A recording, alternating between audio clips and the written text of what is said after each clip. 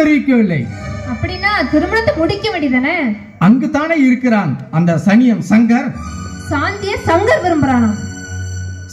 அந்த சகுனி சங்கர் சாந்தியை மட்டுமா விரும்புகிறான், முதலாளியின் ஆஸ்தியமும் அல்லவா விரும்புகிறான்.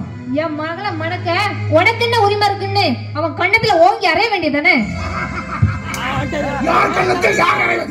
சங்கர் கஞ்சி வந்தான். ராமநாதன் இதயத்தில் ரத்தம் முடியும். ஆமா, இந்த நாட்டு மக்களுக்கு உலகம் உத்தம, உலகம் போச்சும் உலக தொண்டன். அவன் கண்ணு செவந்தா மத்த இதயத்துல துடிச்ச ரத்தம் வருமா? சந்திரா, என் முன்னால் சங்கரை பற்றி கேவலமாக பேச உனக்கு என்ன துணிச்சல்? என்ன துணிச்சலா? அவன் ஒரு உதவாக்காரை என்று தெரிந்தும் இத்தனை நாள் தன் பிள்ளையை போல வளர்த்த மாமாவுக்கு அவன் செலுத்தும் நன்றி கடன் இதுவா? அப்பா, மாமன் மகளை மணப்பேன் என்று சொல்வது தவறா? சாந்திய மணக்க அவனுக்கு என்ன தகுதி இருக்கு? என்ன தகுதியா?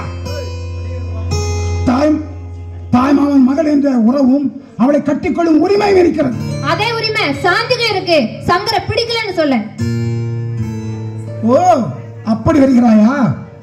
சந்திரா, அவள் தந்தையோட மானத்தை காக்க வேண்டுமானால் அந்த சாந்தி சங்கரை மணந்துதான் ஆக வேண்டும். அந்த சங்கரை மணப்பது ஒன்று, சவக்குழியில் விழுவதும் ஒன்று. அப்படியே விழுந்தாலும் ராமநாதன் அத்தனை ஆசைக்கும் ஒரே அதிபதி அவன் தானாக அறிவிடுவான். அண்ணா, நீ சங்கர ரொம்ப மலை போல நம்புற. மலை போல அல்ல, அந்த மலைவேல் குடிகொண்டிருக்கும் ஆண்டனாக எண்ணுகிறேன். அதே ஆண்டவன் உன்னை ஒரு நாள் எட்டி உதைக்கத்தான் போகிறான். அப்பா, சங்கர் நினைத்ததை முடிப்பவன். அவன் நினைத்தால் ராமநாதன் என்ன அந்த ஆண்டவனாலே அவனை ஒன்றும் செய்துவிட முடியாது. அவனுக்கு நல்ல காலம். முதலாளி பணத்தை எட்டி எறிந்திருந்தால் அவன் உடலில் இருந்து அவன் தலை என்றோ பறந்திருக்கும்.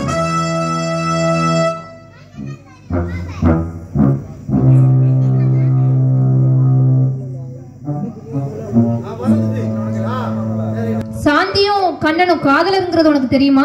ஓ, எனக்கு முன்பே தெரியுமாவா? அவர்களுடைய கேடுகட்ட செயலை கண்டு அதை சங்கரிடம் சொல்லி அதற்கு அவர்கள் காதலுக்கு தடா போட்டவரே இந்த சேகர் தானே. பாவி, உனது ஈனக்கட்ட புத்தியால் இரு உள்ளங்களை பிரித்து விட்டாயே. எது நல்ல உள்ளம்? எஸ்டேட் மாளிகையில் வாழும் சாந்தியே இருக்க ஒரு சின்ன குடிசை கூட இல்லாமல் அன்றாட கட்சி அன்னப்பிரதேச பயல் அந்த வெறும் பயல் கண்ணன் எங்கே? அண்ணா, நல்லவர் ராமநாதனுக்கு செய்த பாவத்துக்கு சங்கர் காண்டவன் தண்டனை கொடுத்தே ஆவான்.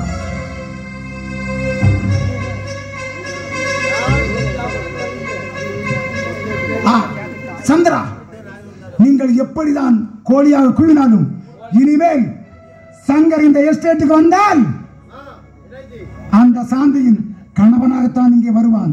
அதை நீங்கள் கண்டுகளிக்கத்தான் போகிறீர்கள். நான் வருகிறேன்.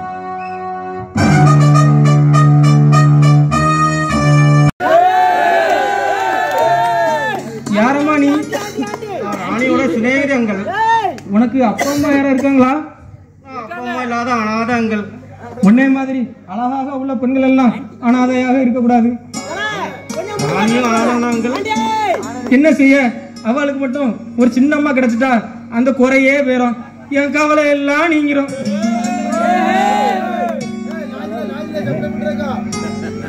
இந்த வயதான காலத்துல உங்களை யாரு கட்டுவா அங்கள்? எனக்கா வயதாயிட்டு உன்னை மாதிரி 4 பேர் வந்தாலும் நான் சமாளிப்பேன். வயிற கட்ட மாதிரிதான் இருக்கு. உடம்பு மட்டுமா வயிறம், மனசுல உள்ள காதல் கூட வயிறம் தான்.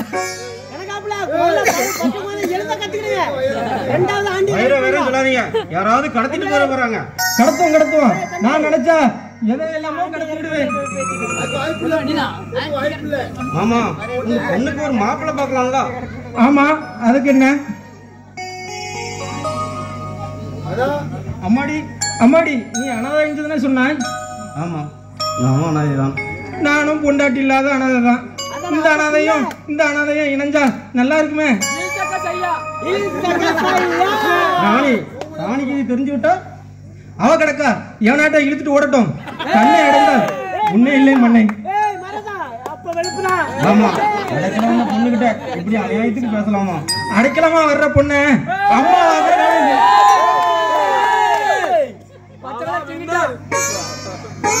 அம்மா, இது யாரு? சிங்காரி போல இருக்கு. சிங்காரியா? ஒருவேளை சிங்காரத்துக்கு தங்கியா இருப்பாளோ? இப்ப அனாதை இஞ்சி தானே சொன்னாய். உங்க வீட்டுல தான் இருப்பேன். என்ன எங்க வீட்டுல இருக்க போறீங்களா? எங்க வீட்டுல எல்லாம் இருக்க கூடாது. ஊர்க்காரங்க தப்பா பேசுவாங்க. எவன் சொல்லுவான்? நான் இருக்கிற வரைக்கும் எவனோட சொன்னா என்னோட 5ஆம் படம் வேலையை காட்டிடுவேன். 4 படம் தானே உண்டு. ஏன் படம் அதையும் விடக்கூடியது. அண்ணன் தங்கச்சி எதுவும் பேசினாலே கண் காது மூக்கு வச்சு நான் கதை கட்டிடுவேன். நானும் அப்படிதான். நானே புருஷன் அண்ணன் தங்கச்சி வந்தாலும் நானும் அதே மாதிரி கதையை கட்டி விட்டுறேன். புருஷனை கலத்தி போட்டு கொண்டீங்களா? சிங்காரி, என்ன நீ எங்க அப்பா கிட்ட போற? சிங்காரி, ஏன் நீ எங்க அப்பா கிட்ட போற? இங்க வாடி. இங்க வாடி. ஏய், இங்க வாடி. வாடி. ராசாத்தே. கொண்டே பாரு, கொண்டே. ஆளு இல்லாம இங்க மேயுது. இவன் பொண்ணு மாதிரி தெரியலையே.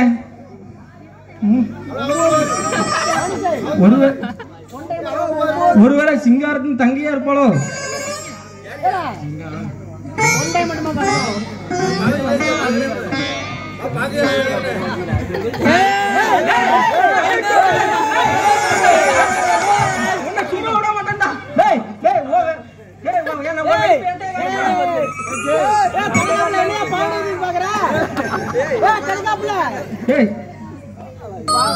ஐயோக்கிய பையலே, இதோ பெட்ரோல் எடுத்து வரண்டா. அவர் வரதுக்குள்ள நீ எஸ்கேப் ஆயிரு. இல்ல நானும் போயிடுவேன்.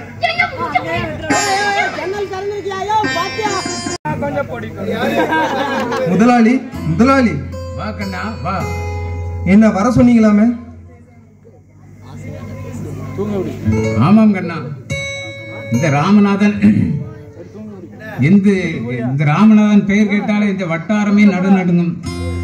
நான் இப்போது மகளாலும் மருமகனாலும் சீர்குலைந்து சோதனையின்றி நடப்பிணமாகி உன்னிடம் பிச்சை கேட்கிற நிலைக்கு வந்திருக்கிறேன் என்றால் என் மனநிலை எப்படி இருக்கும் என்று பார். முதலாளி, யார் யாரிடம் கைகேட்டி பிச்சை கேட்பது? நான் உங்கள் நிழலை கூட தொட தகுதியற்றவன். நீங்கள் என்ன செய்ய வேண்டும் சொல்லுங்கள், நான் செய்கிறேன். கண்ணா, நீயும் சாந்தியும் ஒருவரை ஒருவர் விரும்புவதாக கேள்விப்பட்டேன். அதை சாந்தி ஒரு நல்லவனைத்தான் தேர்ந்தெடுக்கிறாள் என்று சந்தோஷப்பட்டேன். ஆனால் என் மனக்கோட்டை. ஆனால் என்ன முதலாளி? கண்ணா, ஒரு வேலைக்காரனுக்கு என் மகளை கொடுப்பதை விட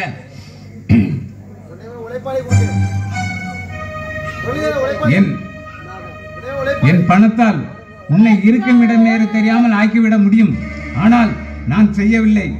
தங்கைக்கு கொடுத்த சத்தியத்தை காப்பதா இல்லை மகளின் காதல் வாழ்வை அமைத்துக் கொடுப்பதா என்று இன்னும் தெரியாமல் தவிக்கிறேன். இதற்கு நீதான் முடிக்கல வேண்டும். அதற்கு நான் என்ன செய்ய வேண்டும் முதலாளி? நீ சாந்தியை மறக்க வேண்டும்.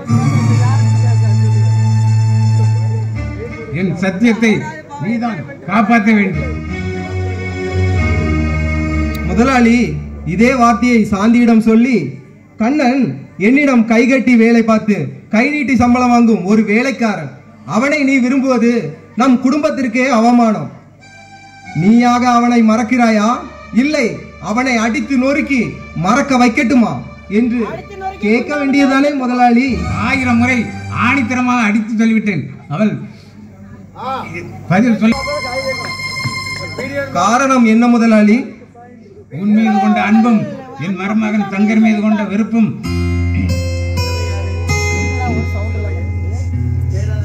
சங்கருக்கு கொடுப்பதை விட என்னை உங்கள் கைகளால் கொண்டு விடுங்கள் என்று கதறுகிறாள்.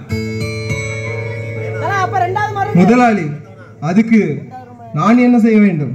நீ சாந்தியை மறந்து விடு. முதலாளி, என்னால் உங்களுக்கு எல்லளவும் உங்கள் குடும்பத்திற்கு களங்கம் ஏற்படாது. இதே வார்த்தையை அவளிடம் சொல்லிவிட்டு போ.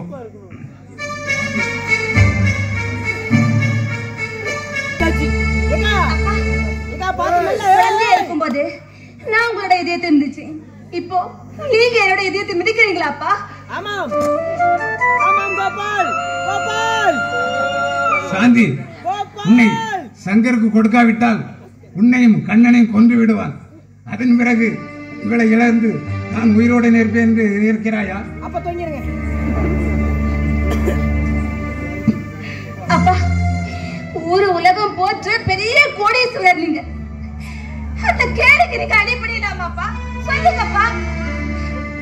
அப்பா என் போன்ற செல்வந்தர்கள் எல்லாம் சங்கர் போன்ற கொடியவனுக்கு கூடாரமாக இருக்க வேண்டுமே தவிர அவனை எதிர்க்கும் சக்தி எனக்கு இல்லை. கண்ணா, நீ போ. சரி முதலாளி. சாந்தி, நான் சொல்லும்படி என்றால் என்னிடம் இல்லை. உன் காதல் தான் பெரிது என்றால் அவனோடு போ. நீ திரும்பி பார்க்கும்போது இந்த உடல் பிணமாக கிடக்கும். இல்லப்பா, வேண்டாம். நீங்க பிணமா இருந்து என்னோட திருமணம் நடைபெற வேண்டாம். அந்த கொடி வந்து கஷ்டப்படணுங்கிறது தான் என்னோட விதினா. வேற நான் என்ன செய்ய முடியும்? அப்ப செத்துருங்க. இதற்கு ஏன் இந்த காதல்? ஏன் இந்த காதல்? ஒரே மரணம் மரணம் மரணம் மரணம். மண்டையில முடி வளர்ந்துற போது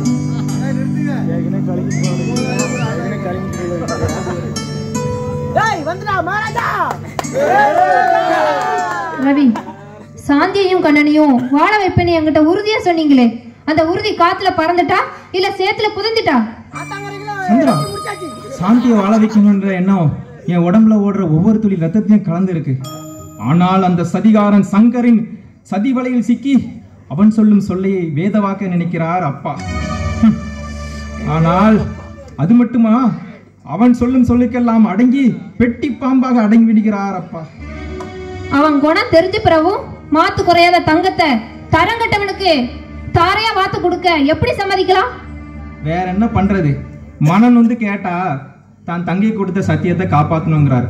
ஆனா எந்த ரகசியமா இருந்தாலும் கண்டிப்பா உன் அண்ணனுக்கு தெரிஞ்சிருக்கும். ரவி, சாந்தி கிட்ட சொல்லி இன்னும் 1 மாசம் கழிச்சு திருமணம் வச்சுக்கலாம்னு உன் அப்பா கிட்ட சொல்லுங்க. அதற்கு அவர் சம்மதிச்சா திருமணம் நடக்க விடாம பண்ணலாம். கண்டிப்பாக நடக்காது.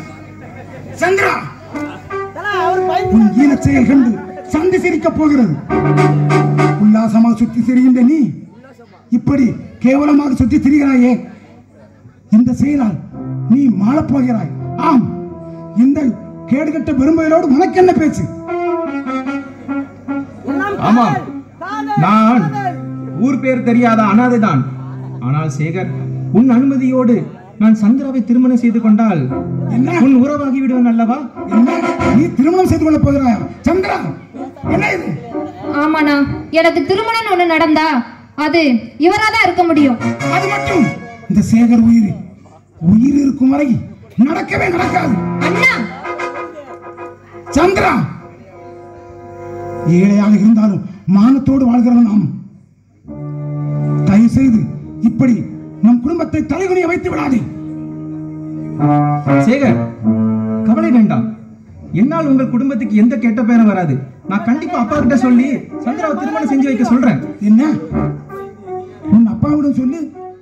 உனக்கு ராமநாதன் உனக்கு என்ன அப்பாவா? என்ன ரவி கூறுகிறாய்? அவர் தன் மகளோட திருமணத்தை கண்டு நொந்து போயிருக்கிறார். இந்த சமயத்தில் நீயாவது உன் திருமணத்தை நடத்தலாம். அவர் சம்மதம் எங்களுக்கு தேவையில்லை. அப்பா நிச்சயம் சம்மதிப்பார். அப்பா என் விருப்பத்துக்கு மாறாக நடந்து கொள்ளவே மாட்டார். ராமநாதன் உனக்கு தந்தையா? திரும்ப திரும்ப அதையே சொல்லாதே.